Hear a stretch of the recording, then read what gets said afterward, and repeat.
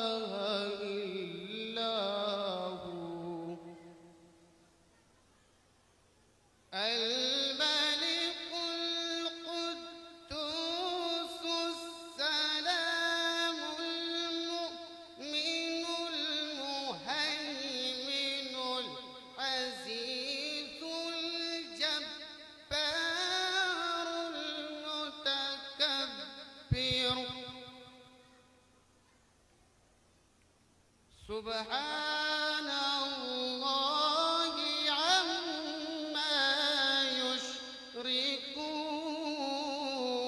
يشركون هو الله الخالق البارئ المصور له الأسماء الحسنى يسبح له ما في السماوات والأرض وهو العزيز الحكيم